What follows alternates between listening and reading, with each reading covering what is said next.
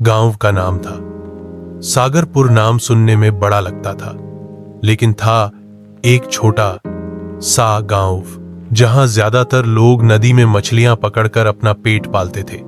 उस गांव में एक बुजुर्ग मछुआरा रहता था, रामू काका। रामू काका बचपन से ही नदी में मछलियां पकड़ते आए थे।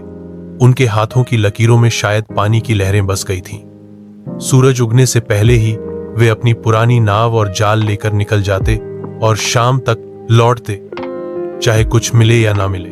उनका पोता गोलू, जो अब 12 साल का था, शहर में पढ़ाई कर रहा था। छुट्टियों में वो गांव आया।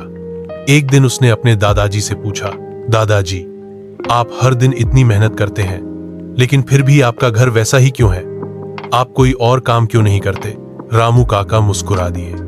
उन्होंने गोलू को नाव पर बैठाया और नदी के बीच ले गए। गहरे नीले समंदर के किनारे बसा नीलगांव, वहीं रहता है रामू। हर सुबह सूरज निकलने से पहले अपनी छोटी सी नाव लेकर समंदर में उतर जाता है। उसकी पत्नी को खोए कई साल हो चुके हैं। उसकी दुनिया अब उसकी बेटी गुड़िया और बूढ़ी मां है। गुड़िया पढ़ना चाहती है, लेकिन स्कूल की फीस भरना मुश्किल होता जा रहा है। रामू का सामना होता है भोलानाथ से, जो गांव में मछली खरीदने वाला इकलौता ठेकेदार है। वो रामू से सस्ती कीमत में मछली खरीदता है और शहर में महंगे दामों में बेचता है। रामू विरोध करता है तो भोलानाथ उसे धमकाता है, अगर तूने मुझसे मछली बेचना बंद किया तो कोई और तुझसे खरीदेगा भी नहीं। रामू परेशान हो जाता है। समंदर भी कुछ दिनों से मेहरबान नहीं, जाल खाली लौट रहे हैं। एक रात रामू सपने में अपनी पत्नी को देखता है। वह कहती है, डर मत रामू, समंदर अपने बेटे को कभी खाली नहीं लौटाता, भरोसा रख। अगली सुबह रामू एक नया इलाका तलाशता है मछली पकड़ने के लिए। दूर, बहुत दूर, जहां और कोई मछुआरा नहीं जाता, वहां उसे मिलती है एक बड़ी सुनहरी मछली।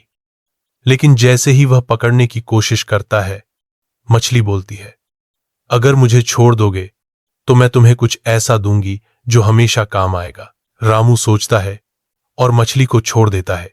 अगले दिन रामू जब जाल डालता है तो जाल भारी हो जाता है और दिन भर में इतनी मछलियां मिलती हैं कि उसकी नाव डूबने लगती है। वो खुशी से घर लौटता है। अब उसे भोलानाथ की जरूरत नहीं।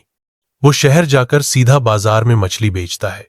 गुड़िया का स्कूल फिर से शुरू हो जाता है। गांव वाले रामू से प्रेरणा लेते हैं और सब मिलकर भोलानाथ के खिलाफ खड़े हो जाते हैं। अंत में भोलानाथ को गांव से निकाल दिया जाता है।